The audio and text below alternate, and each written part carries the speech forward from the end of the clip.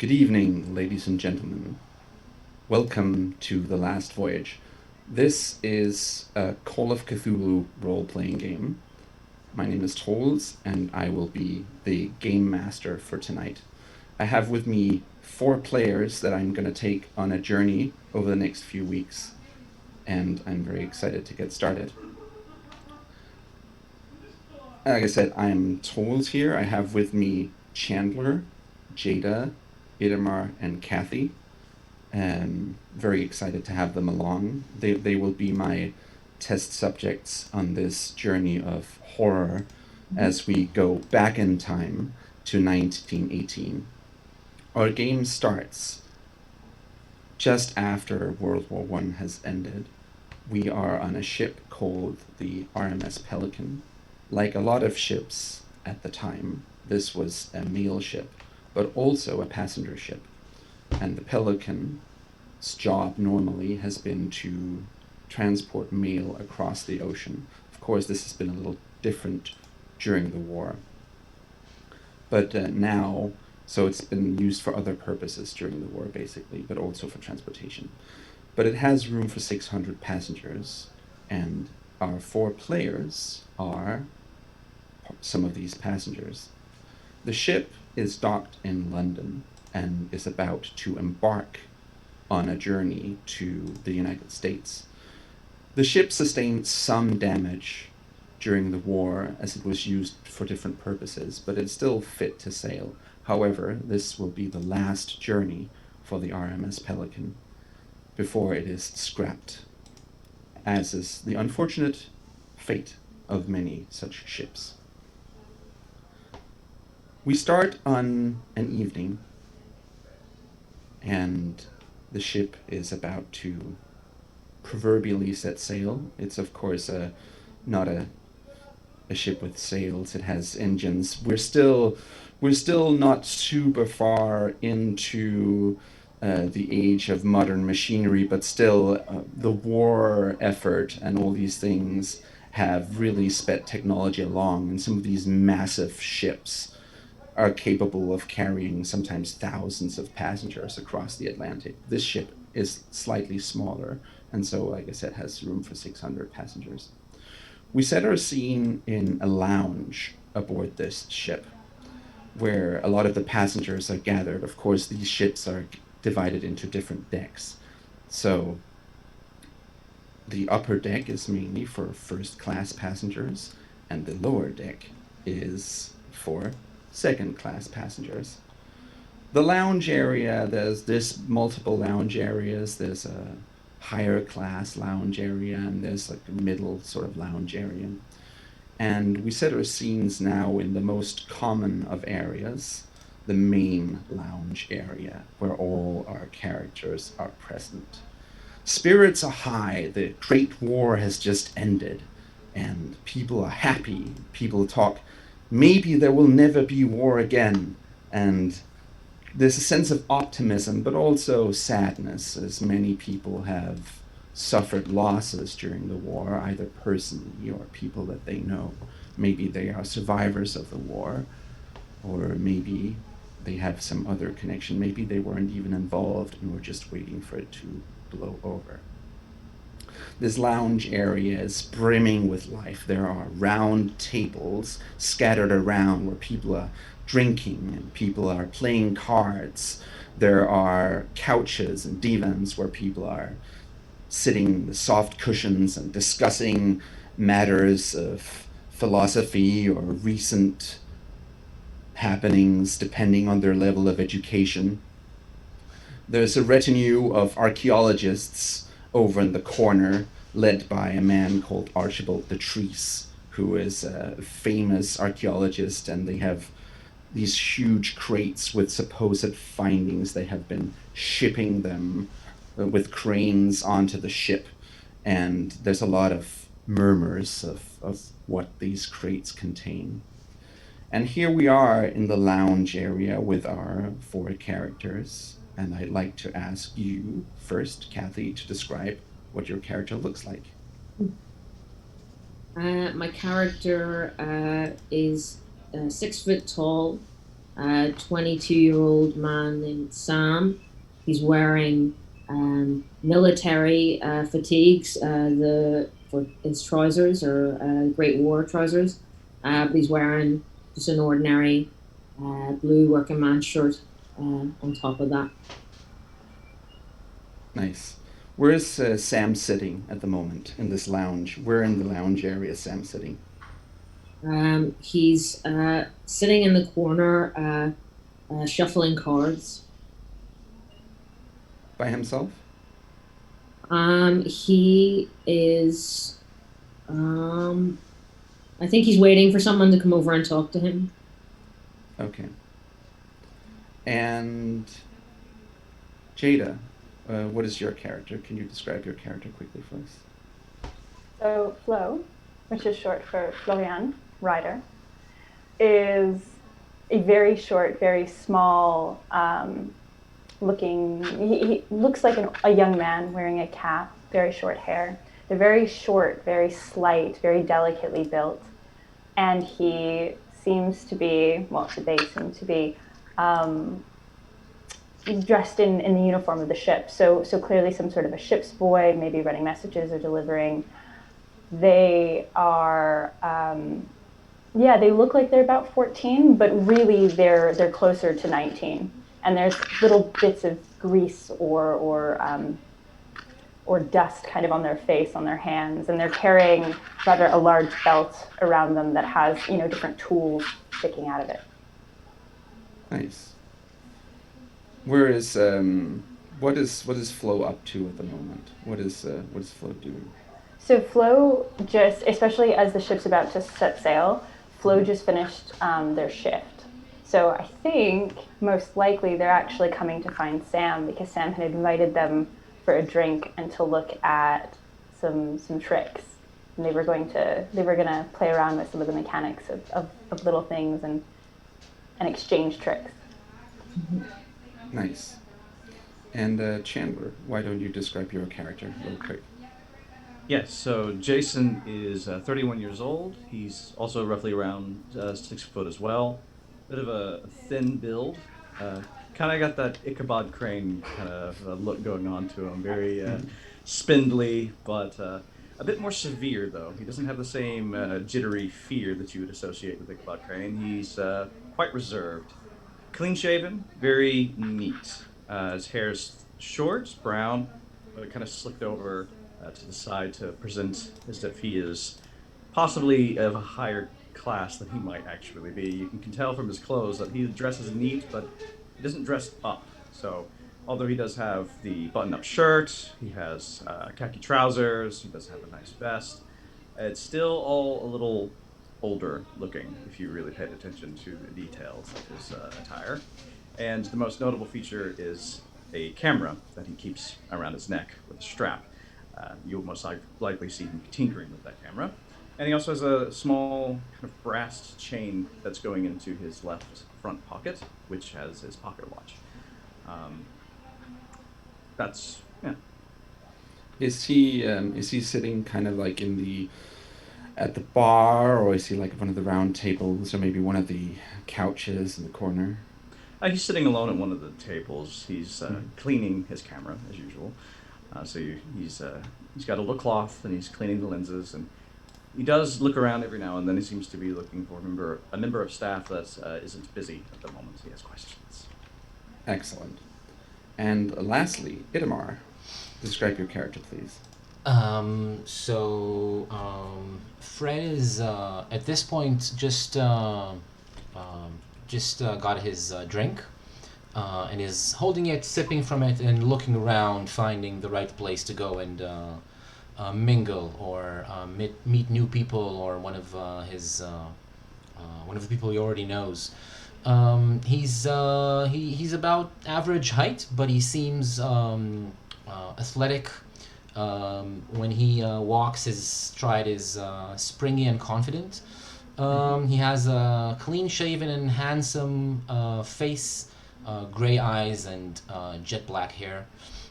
And when he looks around, he kind of looks as if he's looking for a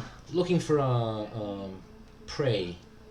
looking for something to put his mark on. Interesting. He's wearing casual clothes, which I guess means dark trousers and a light cream-colored shirt, which is kind of inappropriate to be wearing just with nothing over it, but he still does. And maybe the top button is also undone. Excellent. And now Scandalous. very Fred. scandalous.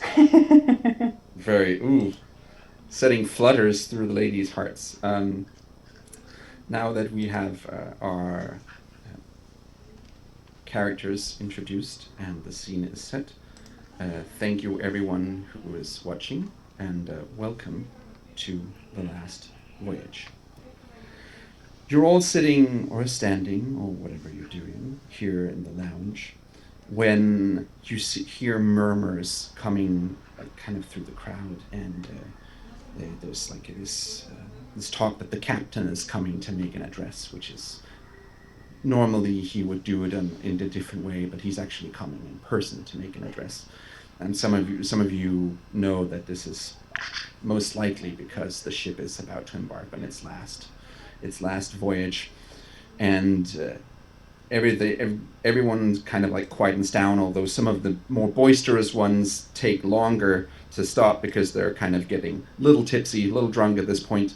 But eventually, as the captain comes into the lounge area, people they still murmur amongst themselves, but they're mostly quiet. You see Captain Milton, who is this thin man in his 50s, and he's wearing his trademark captain's uniform and his hat, and he has this like big bushy dark beard that's streaked with gray, and you've all heard of him by reputation. He's a very skilled captain. He has served during World War I, and with honors. He's distinguished himself. He has seen a lot of danger and come out on the other end in one piece, more or less.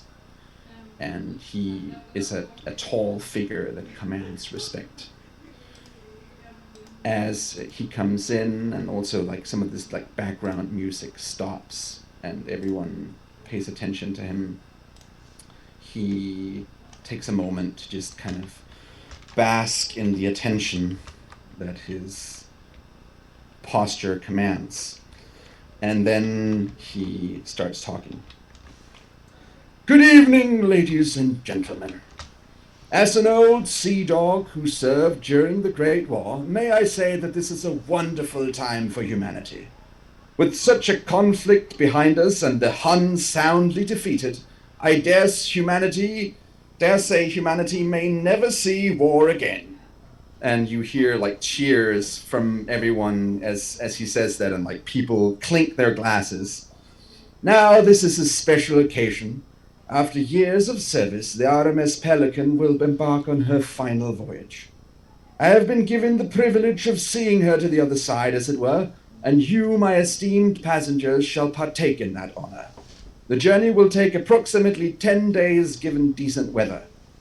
Some of you are returning home, some are exploring new opportunities, and some, well, that is none of my business. You hear laughter, mostly forced laughter, because a lot of the people on the ship are obligated to laugh at his jokes. You have not come here to hear an old codger talk at length about his past glories or the august promises of my future, however. For now, I say welcome aboard, and may you enjoy a pleasant journey.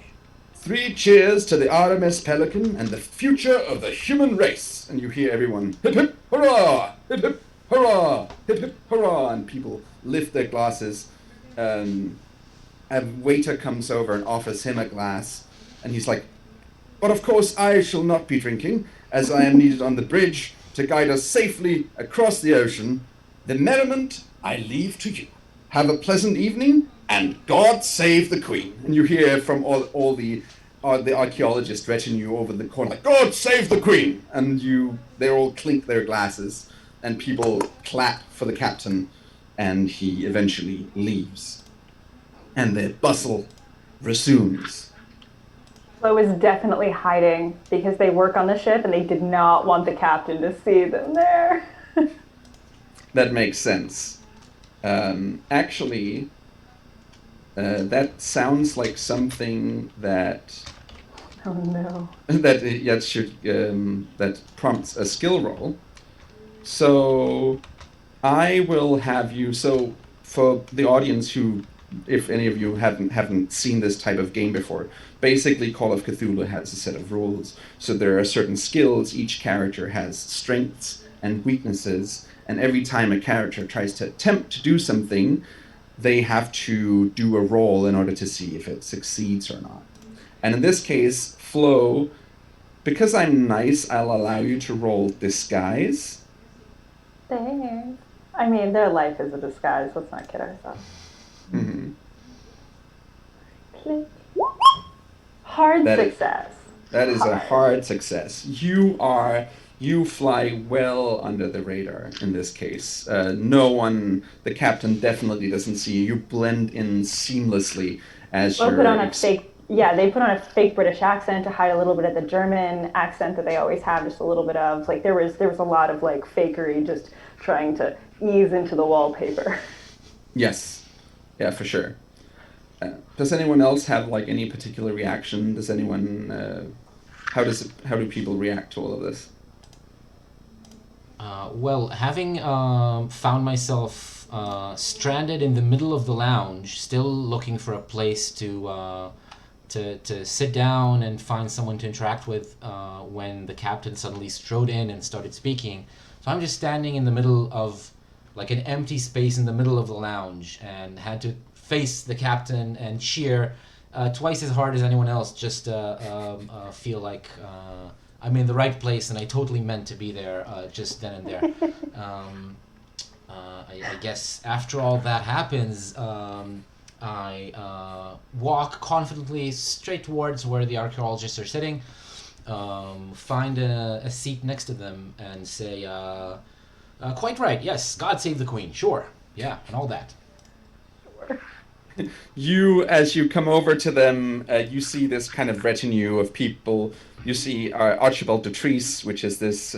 He's a member of the Royal Society, and he's supposed to be a guest professor at Miskatonic University in Boston. And he's this large, stout man wearing an embroidered vest under a well-tailored suit, and he has also actually a pocket watch, a very visible pocket watch, very, very fancy, very expensive pocket watch, and like a large, bushy mustache. And his booming voice can be heard across the room. He's joined by three people, which you specifically recognize as Miles Fairweather, who is this... He's an academic, but he's kind of coasting on his family's fortune. He got the easy way into the university and is kind of along for the ride. And then there's Jonathan Reeve, he's somewhat younger, but he is, and he's like, you know him as a very, very ambitious archaeologist, kind of like the one that doesn't mind stabbing a few backs in order to achieve success in his field. And then lastly, there's Julia Hawk, who is this very, she's wearing kind of a pantsuit and very like modernly dressed, and she is probably in her mid 30s. And a lot of people consider her to be more or less the brains of the operation of this little group of archaeologists. Rumor has it that she played a very big role in uncovering the artifacts that they are shipping onto the ship. But Archibald is, of course, doing his best to take all the credit. What are you doing here? Says Miles, who is this like rich one, and he's like a little sloshed at this point already because he's bored and he mostly just wants to drink. What's your name? What is it again? Hilt, Fred Hilt. Nice to meet you. A pleasure, I'm sure. Why are you bothering me? Well, I wanted to ask if you were up for another drink. Maybe talking a little bit about archaeology. If you're buying, certainly, I'd be happy to have a drink. In the meantime, Jason, you said you wanted to get the attention of one of the waiters when you could. Yes, well, one of staff in general. So if anybody's walking past, I would definitely try to flag them down because kind of want to know if the quarters are ready. I would very much like to just see where I'll be sleeping for the next 10 days. One of the waitresses, this woman who is early 20s, but she looks very tired. She's probably worked 2 long shifts, and she kind of passes by you with a tray of empty glasses, but you can catch her attention. Okay. Well, Jason can be a bit of a broody guy, but when he wants to, he can put the charm on. So he stands up, he grabs a few glasses, and he puts his hand on her tray, and he's like, "Allow me," and starts to help her putting glasses on trays. I'd like you to roll a fast talk. Sure. It's one way to start a shipboard romance. Here, let me take your tray. As you try to put the hand on her tray here. It's a euphemism I haven't heard before. Yes. In edit mode. Yeah, and it's not an edit There we mode go. anymore. Shame. Fast up. That's unfortunate. She's also kind of like tired, and maybe he's just kind of having none of it. So as you put the hand on the tray, she seems a little weirded out. Maybe it's like, what can I do for you, sir? Sure. Yeah. Hey. Do you know where the bathrooms are? Yeah. She looks even more weirded out at this point, kind of like, what is this guy trying to do? Is this like is he coming on to me? Is he not coming on? It's like, the bathrooms are over there. Just past the bar and to your right. You just go there. It's fine. All right. That's where I'll be. I'm gonna go. Okay. And he just slinks off into the bathrooms that he didn't actually mean to go to. Excellent. Did he just leave his camera there? Like, wasn't he taking apart his camera? Is it just on the table? On his neck. He wasn't taking it apart. He's cleaning it. It's still on his neck. Just maybe leaves the cloth that he was cleaning it with on the table. Excellent. More things for her to clean up. So Flo was looking for Sam, right? Yeah, I think so. I think Flo is still very new to the ship. They've only really come on in the last week or so. They just signed on, and they're still getting used to things. But Sam was sort of the first friendly face of the passengers that Flo kind of immediately, liked. Mm-hmm. Okay, so you come over to where Sam is sitting, I guess. Sam is just like shuffling cards. Okay. Hello. I almost didn't make it. Your shift over? Very nearly. You're dirty there. You're covered in grease and oil. Well, es ist ein bisschen, es ist a little dirty, the ship. Why don't you wipe your hands there? You can play with these cards. Oh, yeah. And can Flo reach Jason's cleaning cloth? I don't know what the proximity was, but could Flo like reach where Jason has left the cleaning cloth for his camera? Sure. If it's nearby.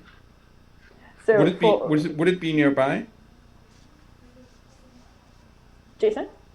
Oh, I don't know. I guess it depends on how far Sam has slinked off into the corner to play the cards. I was just at a random table, so I will totally be up for that. Sure. Let's say it was fairly near. It was like fairly close by. Was it a nice cloth? Like was it patterned? Oh yeah, it's good for like cleaning glass. It's not microfiber because they didn't have it, but it's like almost like silk. You're gonna take it?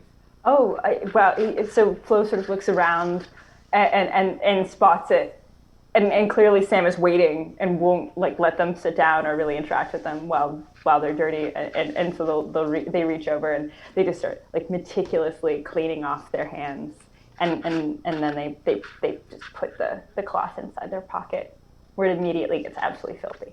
I'd like you to roll a sleight of hand. Going terribly. That's a success. You manage to kind of like take this cloth and pocket it without anyone questioning whether it belonged to you in the first place. No one is really paying too much attention to what you're doing. What game is that? What is the game, Sam? Oh, game. This is 3-card Monty. So you have to find the lady. This lady here, she's always hiding. That's why I want you to keep your hands clean. Can't have these cards marked, and you know which one's which. Oh.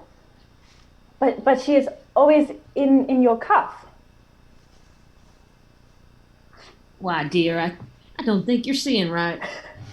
No, she's right there. Well, why don't we keep that as a little secret between you and me, eh? Yeah, of course. Will you teach me? You want to know how to find the lady? Or to hide the lady? Oh, hide the lady. That's really the trick, yeah. So, get her here, put her here. Now, you want them to think they always know exactly where it is. But as you noticed before, it's always up here. That's where you keep it. Fascinating. My grandfather used to do something similar, but it's slightly different in Germany. Oh, yeah? What way they play it there? Well, we do it with peas.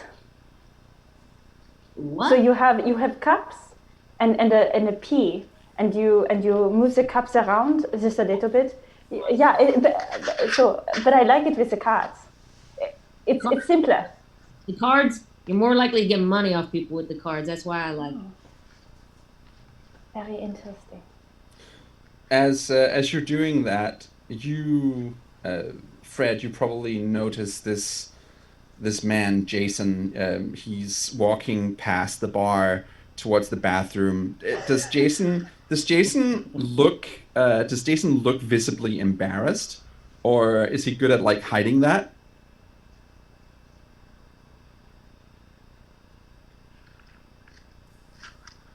That's a question. You're talking to me, or are you talking to Fred? Oh, I thought that's what Jason. you saw. Yeah, Okay. Jason. Yeah.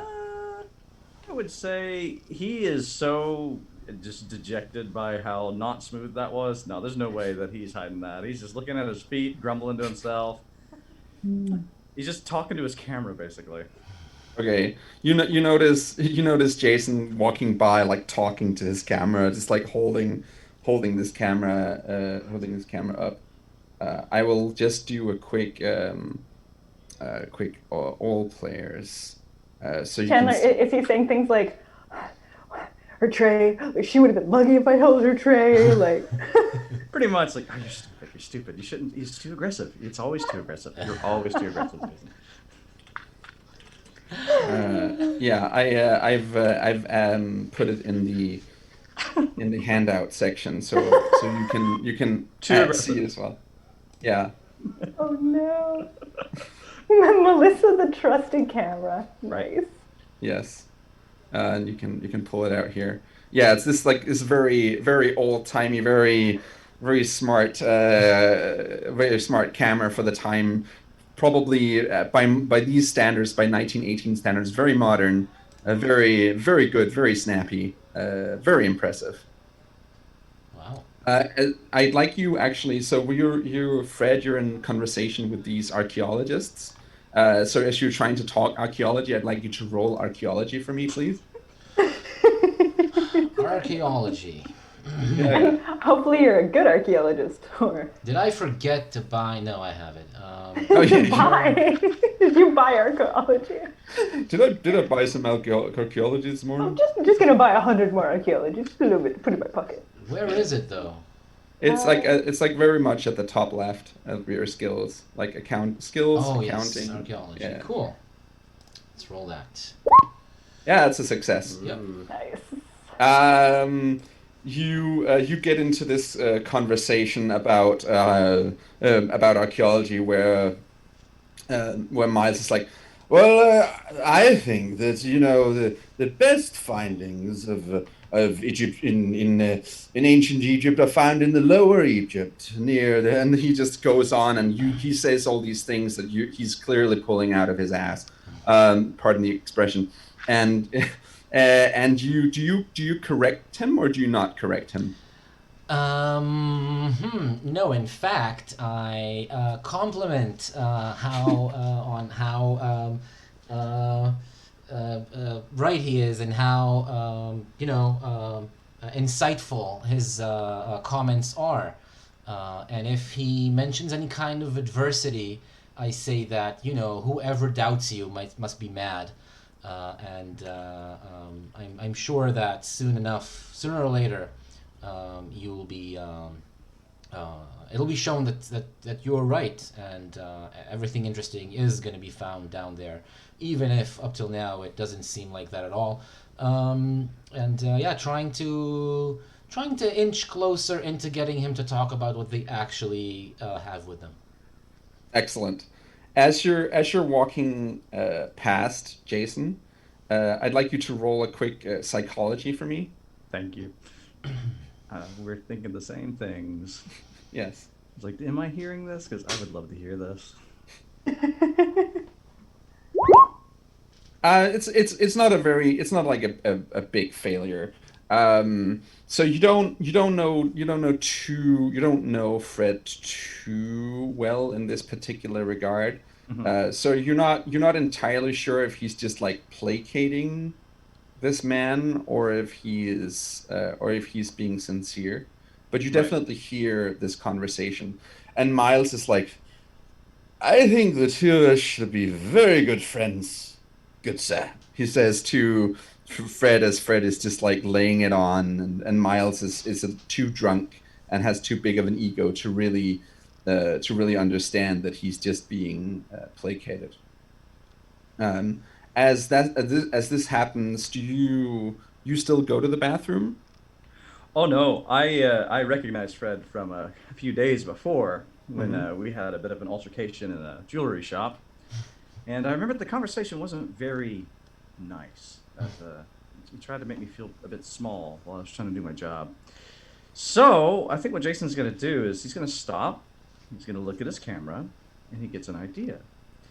So he decides to go up to the group, and then he puts on his best kind of dandy sort of accent. It's like, "Oh, hello there." It's like, "Hey there, chaps. Oh, I'm here. I'm the photographer. I'm here to take some photos. How are we going to get some photos of all the academics? Am I right? Hey, let's just get together, get together." Just completely interrupting the conversation. Perfect. That sounds like another good fast talk roll here. Yes, it does. See how much they're gonna hate me. Oh, it's a hard success. Oh yeah, yeah, yeah. There we go. That Nice. you hear The them like camera. talking amongst each other. Archie says says Miles here. Archie, the photographer here wants to have a good picture. Come, my friend, come, join us for the picture. He says to Fred as well. So, you should, good man, come here. You need to be part of this picture too. Oh, gladly.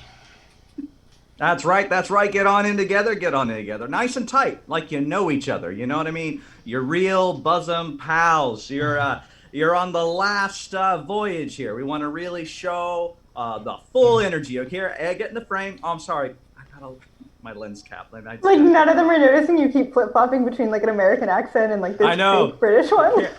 It's like I'm being affected. I've been in London for way too long. Yes. Nice. They all kind of like gather together, and also there's an excitement around the bar about this like photographer who is there to take pictures, and like he's there to snap a shot of all these archaeologists, and people just like people go a little quiet and they cheer as you kind of like take all these shots. I'd like you to do a quick photography roll as well.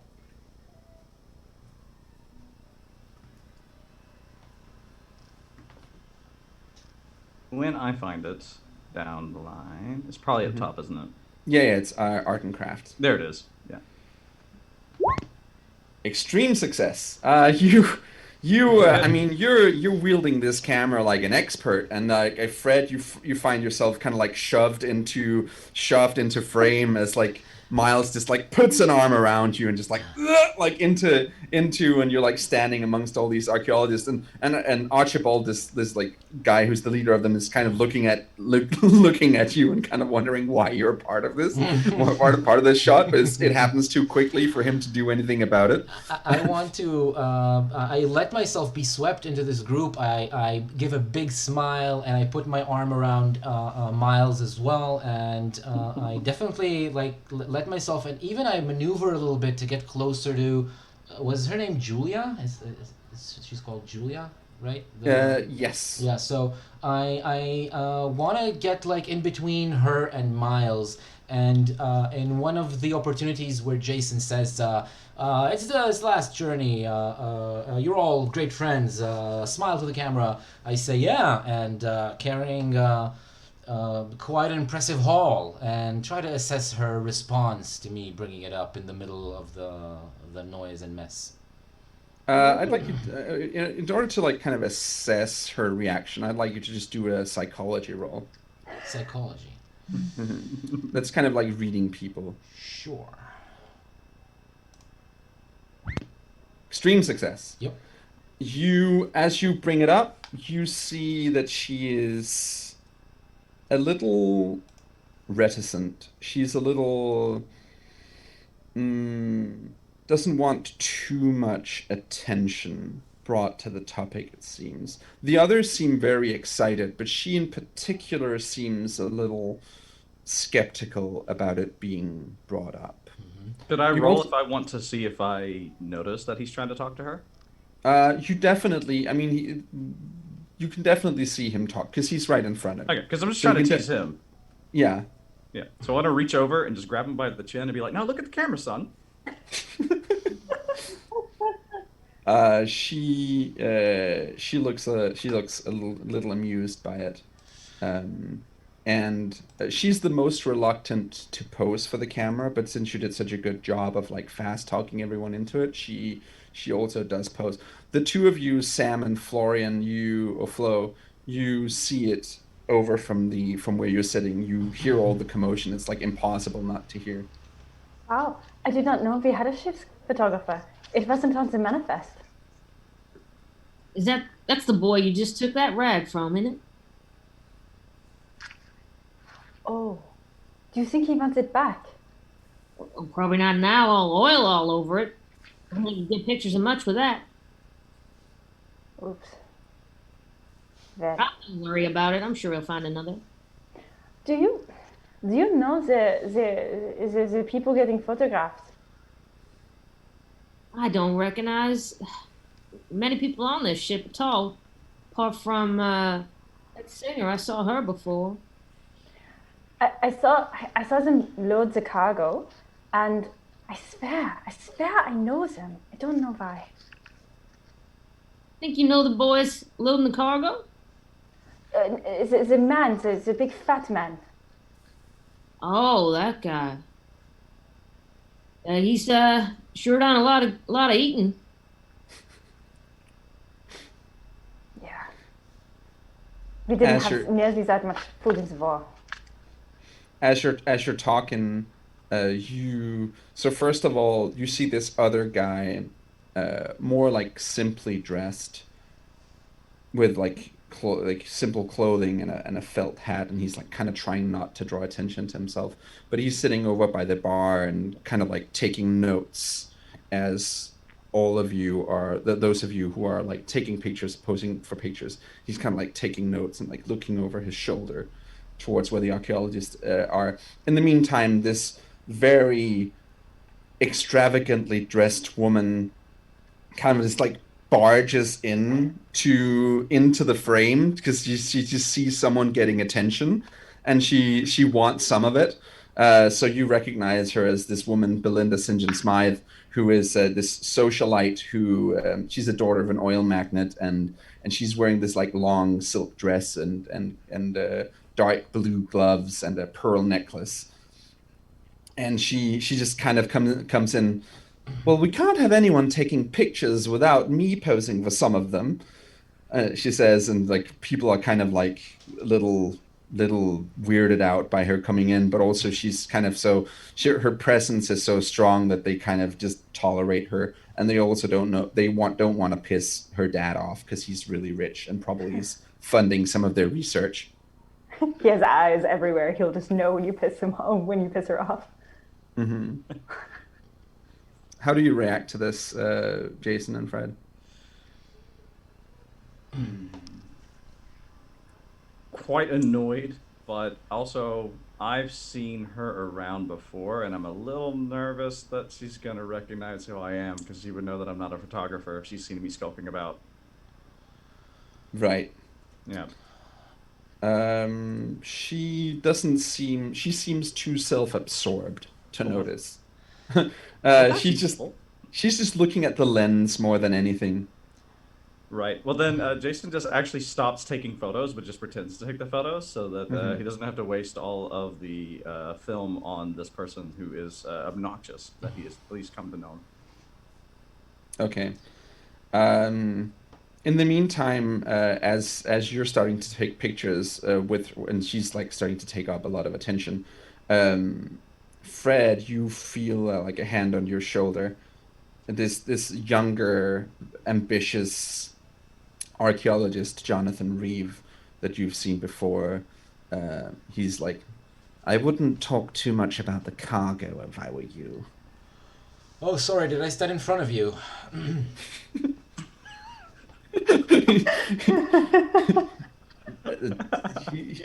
He seems a little flustered by the comment, little caught off guard. Uh, no, what I meant is you. I would keep out of matters that don't concern you. Oh, but my friend, I flash him a big honest smile. I'm an archaeologist. So I hear. You heard of Still, me. That is incredible. as of now, I've heard of it. Yes, as of this moment. Oh, And I don't know where you come from and what type of riffraff you're part of, but I think you should stick to your kind of people.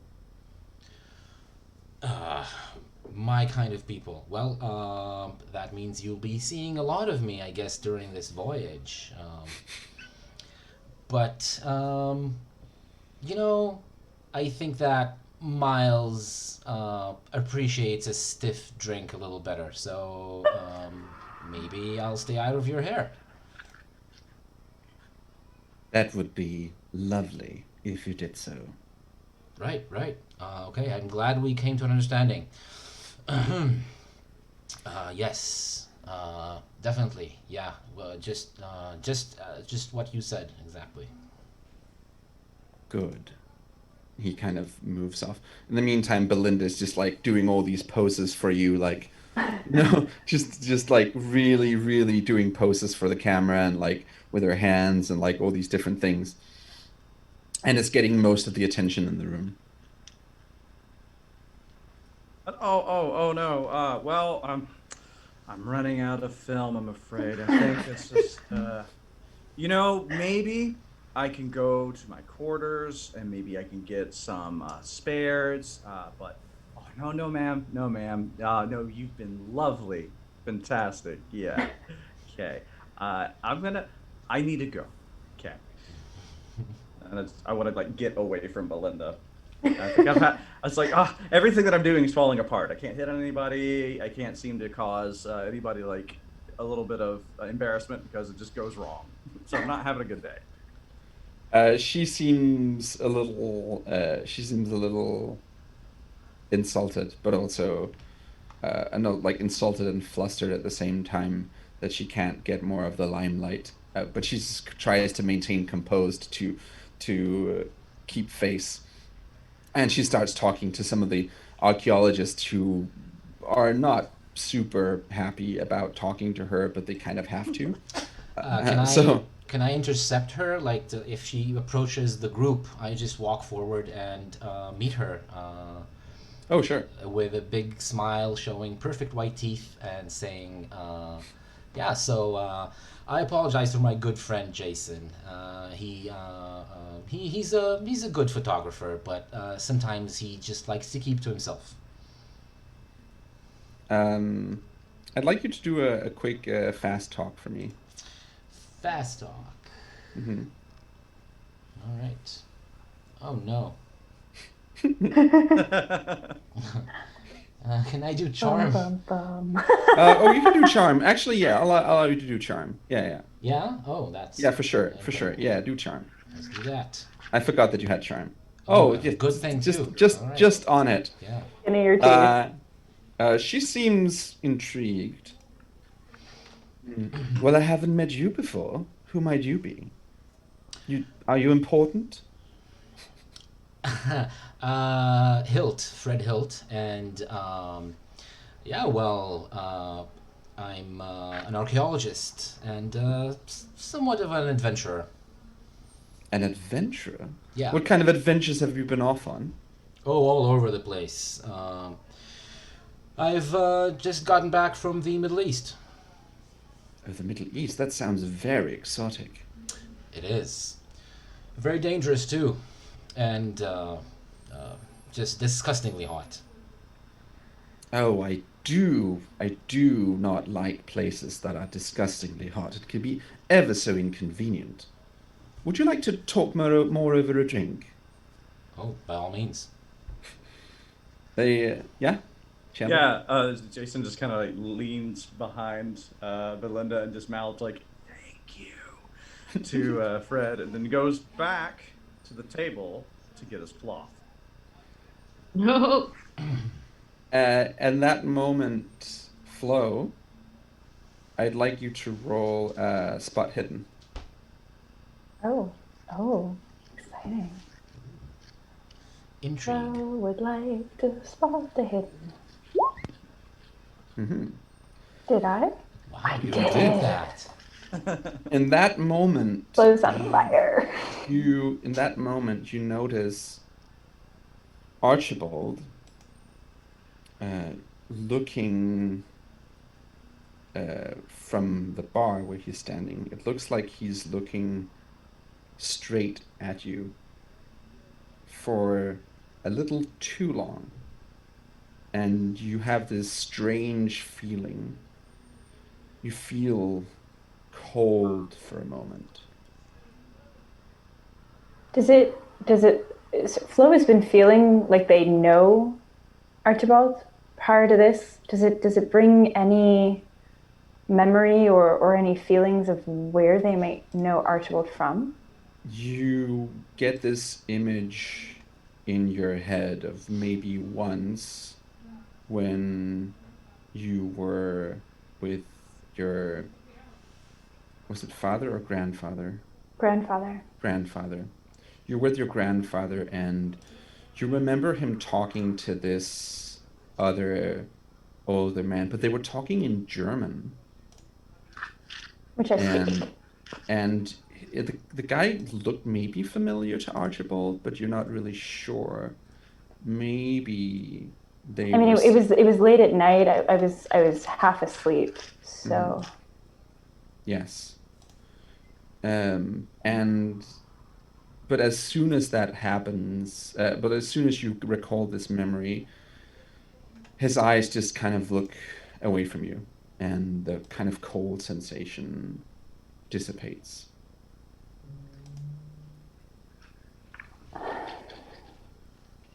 You notice, Sam, that Flo has this reaction.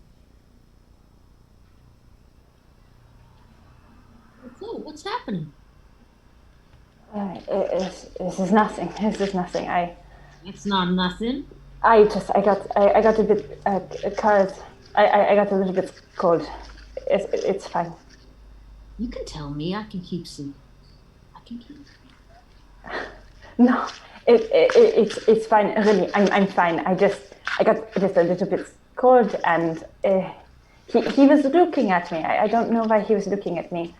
Maybe I shouldn't be here. Is it because of my uniform? Because I'm from the ship? In that moment, Sam, you look across the room, just past past Flo's face. And in the other half of the room, you see a person, a young man. You recognize him as someone you knew in the trenches, but he should be dead. You know for a fact that this soldier died in the trenches. But still, for a moment, you feel that you see them standing by one of the tables with the same bullet holes that they had when they died next to you.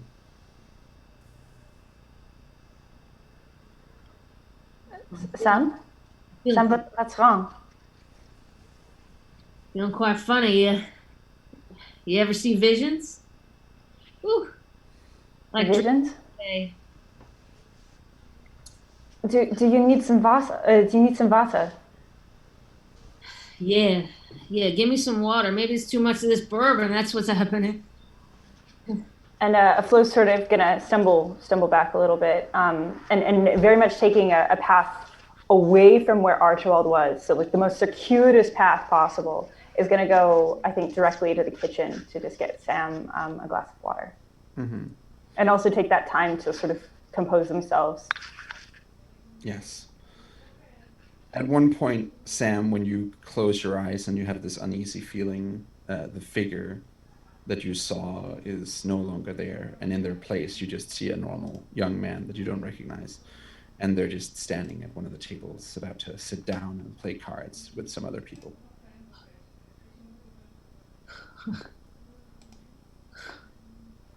Mine sure can play tricks on you, can it? I mean, Flo comes back with a glass of water. Here, Sam. oh, thank you very much. I don't even really need it so much now. Just for a second there, my eyes did trick me. Maybe I need glasses. I'm getting that age, maybe. That you're not very old, Sam. I know. I swear I saw Johnny, but Who's Johnny? Johnny and me, we play cards all the time. I practically own all his things. But yeah, he shouldn't be on this boat. It's not him. It's some other man there. He's just playing cards, reminding me of him. That's all. Drink the water. Maybe you're dehydrated. If you'd like, I can show you some of my watches. Oh yeah, got watches? Yeah.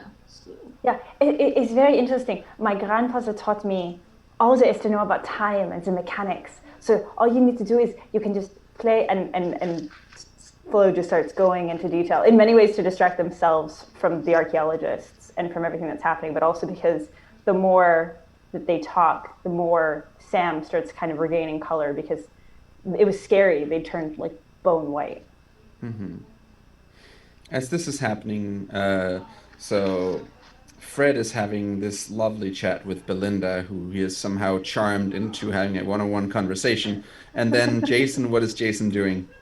Jason is running his hands through his hair, going, son of a... And just looking around. You see him just kind of crawling underneath tables and underneath people's legs. And and then moving away. Because he's looking for his cloth, but he thinks that maybe he just fell on the way over before he did all the photography stuff. Not even once thinking that somebody over at the corner might have nicked it. Yeah, as you're looking for this missing thing, you suddenly have this unpleasant sensation from your old stab wound. Okay, and so he grabs aside, just thinks like, okay, well, can't really check that right now. That'd be very inappropriate. He's got to just down his whole ribcage. But it feels like it. For a moment, it almost feels like you were stabbed yesterday. It feels really present in your mind. I see. Okay, then yeah, everybody's probably gonna hear this very audible, like, ugh! He just drops to a knee, takes a deep breath, holds onto a chair, and just tries to like breathe and count to get this kind of white flashing pain out of his eyes.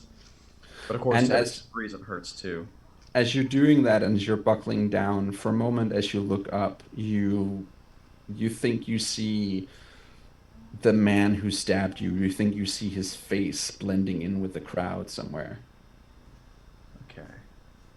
He kind of gets a bit enraged by the Mhm. thought of it. He hasn't seen that man since and doesn't know too much about it. As far as he remembered, the police had actually caught the guy, but it's still fresh in his mind. So he just kind of calls out like, "Hey!"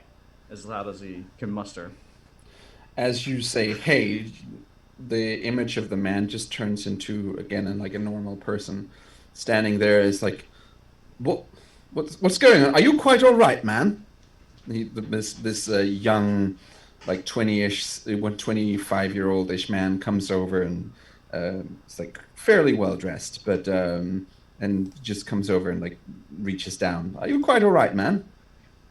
Uh, yeah, Jason's all bewildered, but he knows is he still feeling the pain, by the way? The pain is slowly fading away. Okay, so his adrenaline's still going, but he's just trying to. He doesn't really understand, but he's looking around. He looks at the guy, and is there anything that he can notice that the guy's wearing that might be really noticeable? I don't know, even if it's just like a handkerchief or something. I'd like you to roll spot hidden for that. Sure. Spot hidden. Nice, that's a success. You notice that he is carrying a concealed firearm. Uh, hey, just I just wanted to say, you gotta. Is it concealed to the point that I can't really see it, or I'm just noticing that it's You just you just bulge? you just notice that it's this bulge, yeah. Okay, fine. It's like just thought I'd let you know that your glass is gonna fall off the table. You know, you wouldn't want a nice suit like that to get messed up. But it's so clear how he's just kind of not even looking at the guy. Really, he's still looking around. I'm just gonna see if this guy gets it. Hmm. He seems a little confused when you talk about his glasses. Like, I'm not wearing glasses. Are you quite all right, man? Gonna go to the toilet. Actually, just gonna. Do you need help? No, I'm fine. Just need to splash my face. I think I'll be alright. But thanks for checking. In the meantime, Fred is at the bar where Belinda, although she is rich, seems to be kind of expecting Fred to buy the drinks. Right. That's around the Does probably Fred buy the around. does Fred buy her a drink? Yeah, I mean, I guess it's maybe the third or fourth drink I'm not buying for myself tonight, but I do.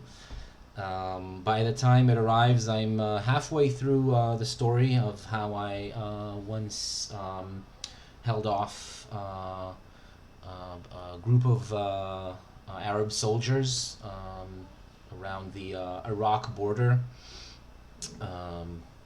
Although, like while I was in the middle of concealing some contraband goods that I was trying to get out of the area. Yeah, I'm telling, just in the middle of describing how they were trying to look through the car. I was telling them, no, look, I'm just traveling, just a traveling, a wildlife researcher. All I'm doing here is just looking for interesting birds. Birds is what I told them.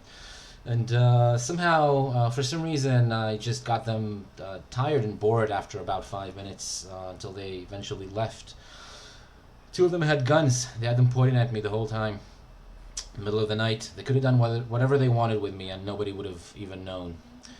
But, yeah, somehow I got out of there.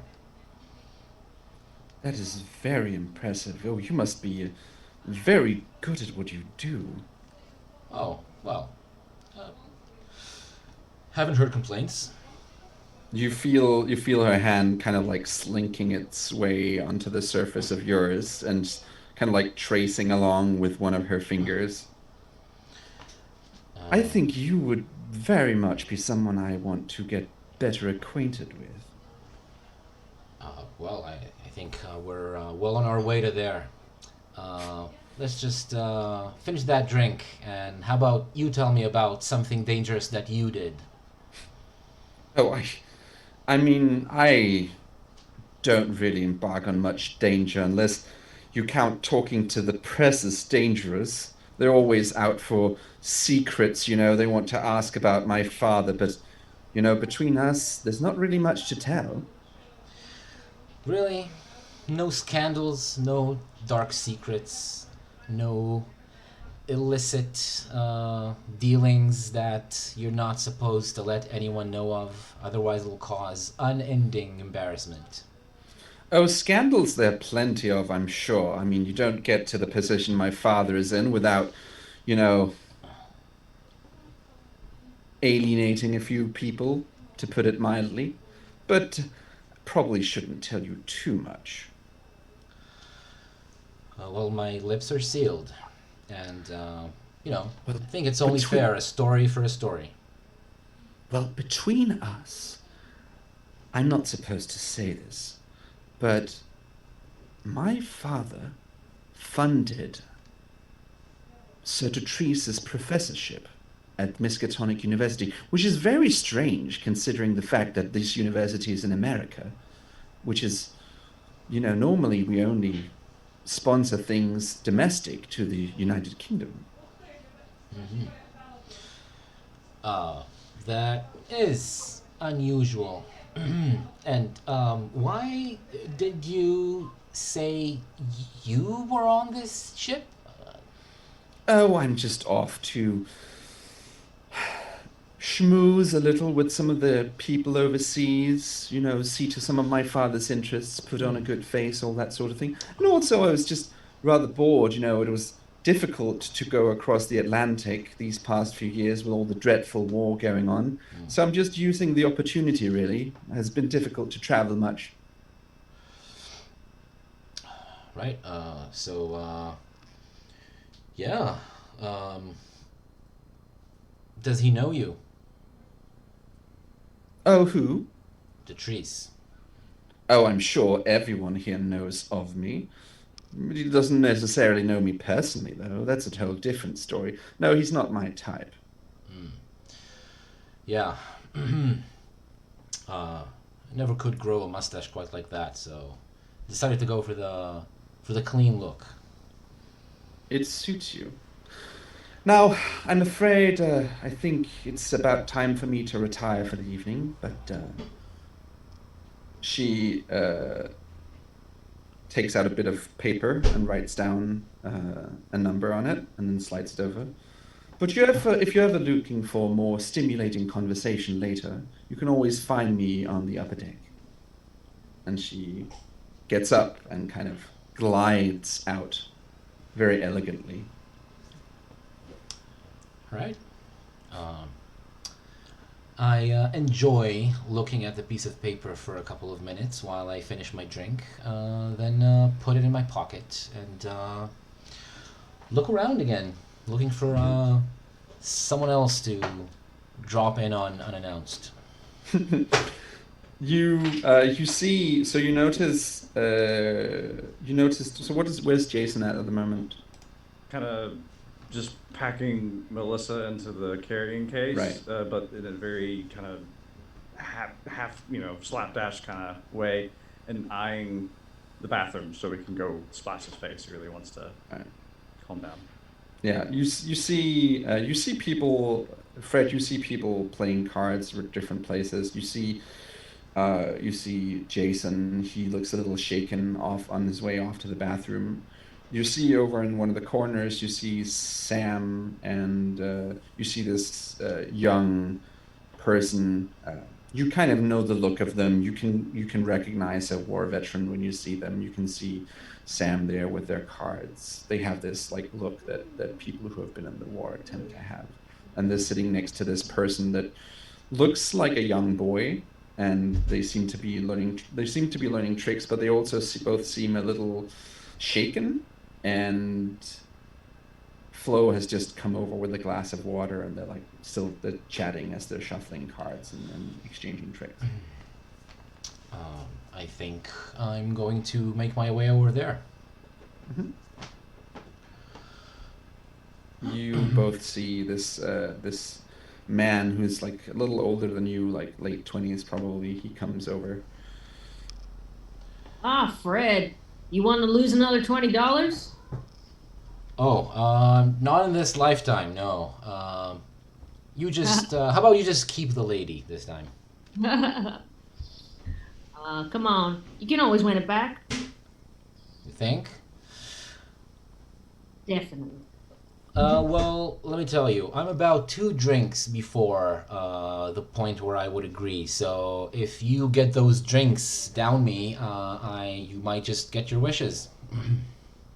You know what? I fancy another drink myself. What about you? You Flo? What do you want? Oh, I haven't gotten my paycheck yet, so I'm fine, thank you. I can get you a bourbon. You want a bourbon? Are you too young though? I'm 19. No. Come on. No. Yeah. Well, all right. I believe you. I'll get you the bourbon. No, I'm okay. I don't drink. At all? No. My grandfather he did not like the drinking. Okay. Well, I appreciate that. Wow, they're mighty fast here. There you go, Fred. There's your drink. And I got one for me. And I got Flo. She's not going to drink hers, so... It goes down fast. So, Flo, right? Yeah, Florian. Hello. Nice to meet you. I'm Fred. It's very nice. Sehr good to meet you. I switched to German and ask you, where are you from? Oh, ich komme aus Osnabrück. Okay. I come from Osnabrück. Yeah, I guessed so. I'd like a Fred. I'd like you to roll German. Yes. Yeah, let's do it.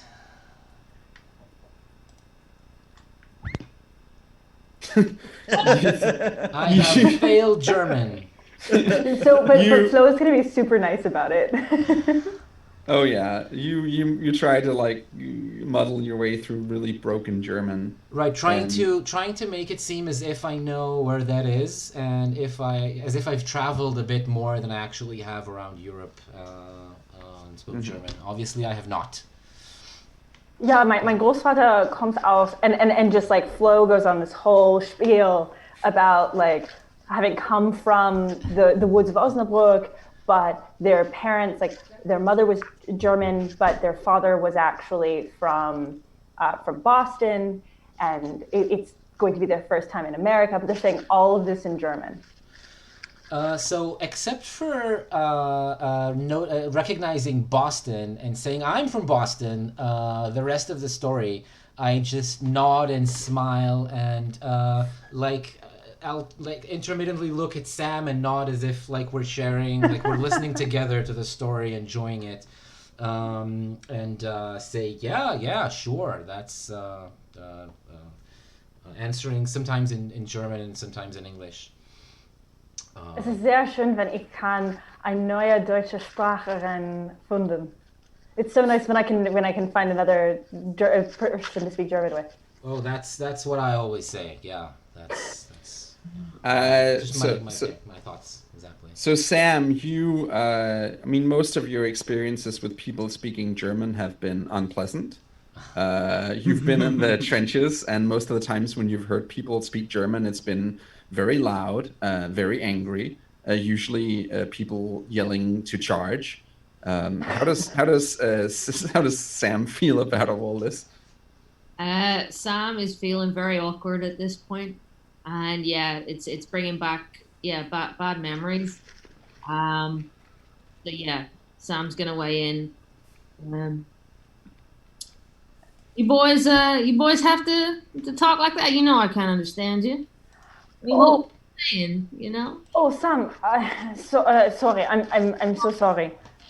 we're coming back from the war. It's you know, gets my my arches up like a kitty cat when I hear that twang. You know. Oh, sure, yeah, I know. Sorry, I'm ruining the mood. I'm ruining the mood.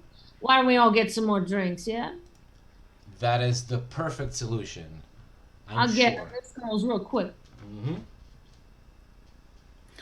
As you're all the three of you, you're talking. Jason makes his way into the bathroom, washes his face. Yes. Uh, Finally. Very wholesomely. yeah, very wholesomely. Once again, not needing to be there, choosing to go. It's like it's your escape route. Yeah. Oh yes. And again, as you're like washing your face, for a moment you feel like you see the figure of this guy that stabbed you. In a moment, for a moment, you feel like you see him in the mirror, like laughing at you. Like behind me? Yeah. Okay. Then he probably would like panic, turn, and swing. You swing, and you just hit. You just kind of like hit a bathroom stall, and like it hurts as you hit it with your hand. Like you don't. Then there's no one there, and again you feel like this unpleasant sensation from your old stab wound. Everybody just hears like an expletive coming from the bathrooms and this loud banging sound. And then he just kind of grunts and leans against the door to the stall and just tries to catch his breath, turns back to the mirror so he can get some water again and try to just like, kind of like, hey, you're gonna be okay. You're gonna be okay. It's just, I don't know, am I dying? What's going on? Just talking to himself. Like, Not a litany that you sometimes do here in a men's bathroom. So Yeah, this is really actually, soft though. What he's saying is just to himself, very, very softly. It's kind of I mean, the point stands. yeah. That would be great though. nice. And you definitely, yeah, you feel you have a really unpleasant feeling, and but you eventually kind of like recover, I think. Okay. I'd like you to just roll a sanity roll, actually. Yes. Oh, bum, bum, The first Oh one. yeah. Not the last. It is Think, done. Shit.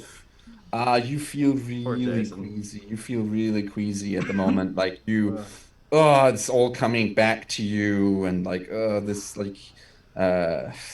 like was one of the worst moments of your life, and now that you're being haunted by, you don't know whether what's real or what's not, and you're just having this really unpleasant sensation, and you're gonna lose a sanity point. Uh, yeah, as yeah. this like trauma just like digs into you. Right. Um, I guess you eventually though do make your way out of the bathroom after some time. And it shouldn't be humorous. From Jason's perspective, it's not humorous at all. But he opens that door, pale and sweating, has to Mhm. steady himself in the doorway, and he just Oh, looks. wait, is this serving woman with the tray? Is she like She's right walking there? right past Yeah, him. yeah, she's walking Yes. right past, exactly. Exactly. She's walking right past like Do they meet uh eyes? yeah, Oh, Sandra Okay. here meets you like looks you right in the eye So and he looks she's right at Sandra, and he's just like, "The quarters, where?" she just kind of like that way. And he That just way. walks. He just walks.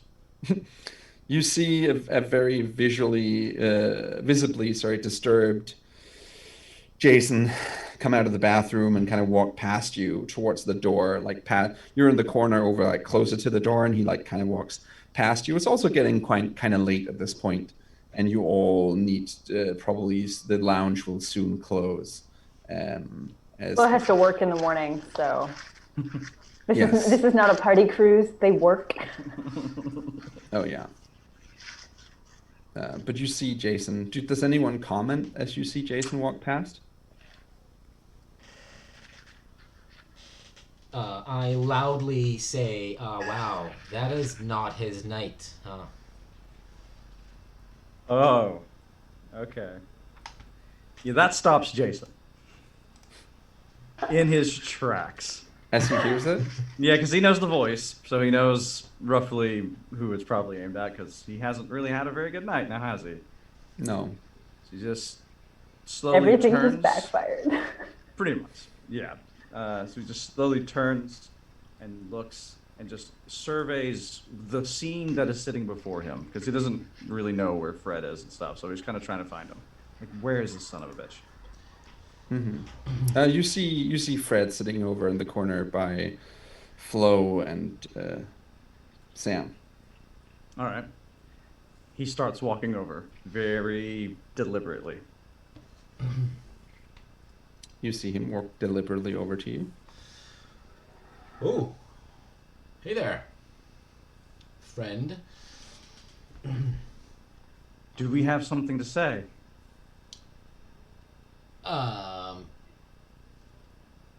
Something like about what exactly? If you got something to say, go ahead and say it. Or I can go. Can I go? Look, hey buddy, I've had nights like this, okay? You have not, okay? You don't know my night. Don't you pretend to know my night. Are you making a proposition, or are you trying to get me to empathize? What is this exactly? What Oh, he's just mad. He's just raging. He's just trying to... I'm asking you this, though, in my voice. As a character? Yeah. Okay. What am I trying to do? I'm trying to understand and just sit. Just what? Sit alone. Just peace. All I want is peace. Oh. Okay. You might find the surroundings a little bit crowded for that, but I wish you a nice, relaxed night alone. Thank you very much. He notices Flo. Say, hey kid. You have a nice night. Turns to walk away.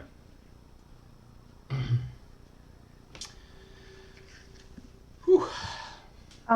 Flo goes after him. Mm-hmm. So sort of, nods at Fred and Sam. I don't think they're probably surprised because Flo isn't drinking, so at this point.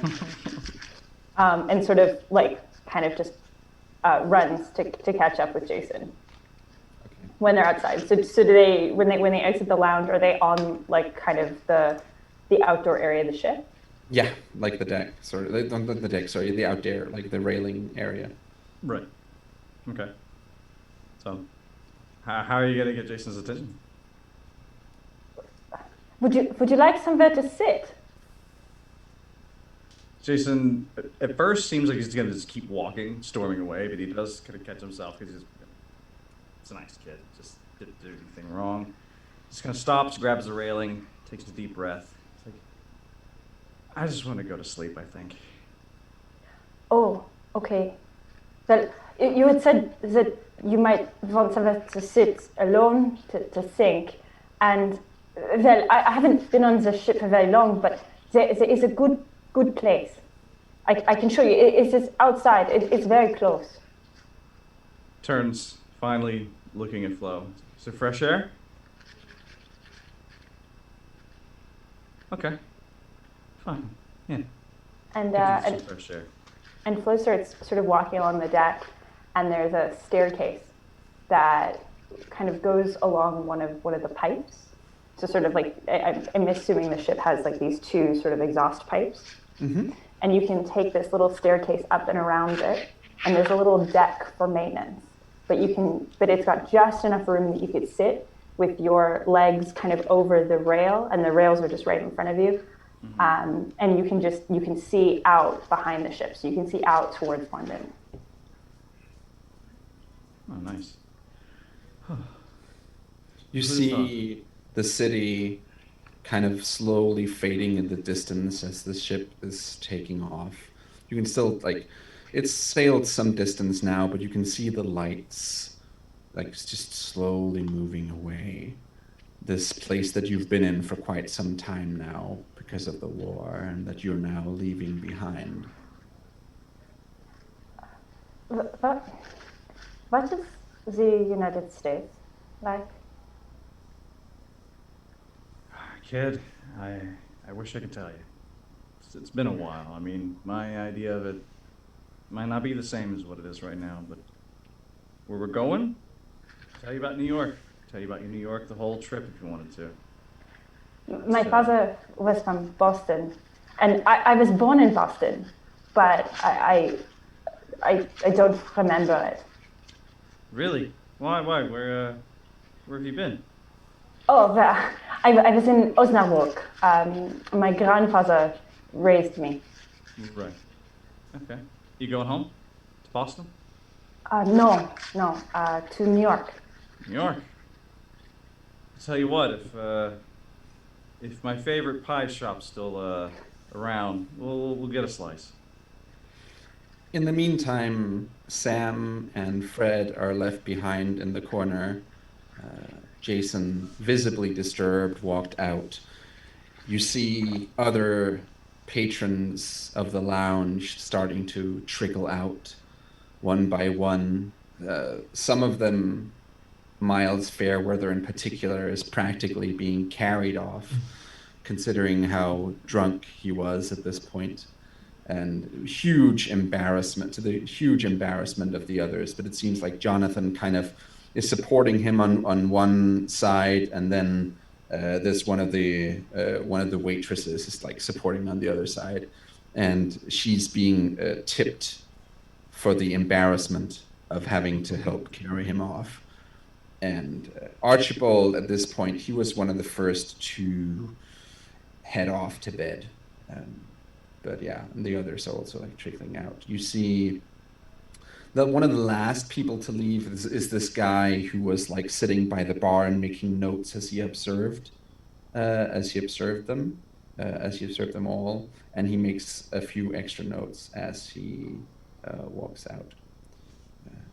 And you see also, she hasn't been in here for very long, but you quickly, Sam, catch the eye of woman Anna Dietrich, this singer that you knew that you met during the war, but she hasn't really made much of a fuss. She's kind of stayed in the background. Maybe something is off with her voice, but you see her leaving. Anna? Yeah? I thought it was you. It's me. Oh, I'm sorry. I didn't recognize you, Sam. I haven't seen you in a while. I know, a long time before this great war became a great war, yeah? Yeah, it's strange times. Very Yes. strange times. You just don't seem yourself. I remember you last time you were such a good mood all the time. Well, maybe we could catch up at some other point. I think I should go to bed. Okay, definitely. I mean, we'll catch up, and sleep's important. You get your sleep. Danke. So nice to see you. I can't believe it. It's been a while. It's strange how many people you see in these places. People that you didn't expect to see. You're telling me. Well, I'm sure I'll see you around. I'll see you, and I'll be keeping an eye out. I want to hear that beautiful voice again. Does Fred try to talk to her in German? I think I learned my lesson. I'm also feeling the alcohol and kind of thinking maybe it's time to go visit. What was her Linda? name again? Yes. In her room. So I just silently raise my glass, which is empty by now, in like a silent hello, but I don't bother introducing myself unless she talks to me. Mm-hmm. Okay, and she nods, and then she walks out. I'd like Sam. I'd like you to roll a quick psychology. Yep. Dice rolls. Um, no, have I done it right? Oh, Yeah, just click psychology in your skills. do I click the dice first? No, you just click so you go into a character sheet and then you just click psychology under your skills. Just making sure it's not in edit mode. Yeah, it isn't, Mhm. I think. I can also do it for you, but yeah. And then, sorry, guys. No worries. You're looking at her, trying to kind of get a beat on why she seems so disturbed. You don't, but But you definitely but don't. it's been a while, Stay and drunk. it's been a while, and you're tired, and it could be anything. It could be just a bad time. You're not sure, but she is definitely visibly disturbed, and you. I guess, and you see Fred, he's about to get up and leave. You going to bed already? The night's just starting. Yeah, I have a previous engagement.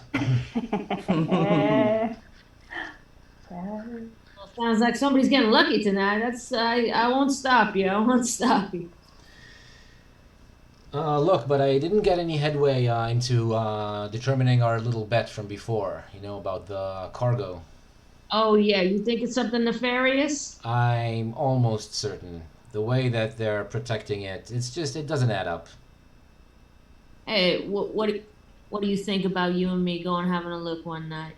I think that is a swell idea. I got my hand on that. I'll keep an eye out for a crowbar. Get us in there. All right, yeah, sure. Then eventually Fred heads off. He goes. How long does Sam stay? Eventually, the people in the lounge tell Sam that they're closing. Now, guys, you don't want to play one more round? You gotta go to bed. We have to go to bed. We have to close down. You sleep when you're dead. Come on. Roll a quick fast talk then.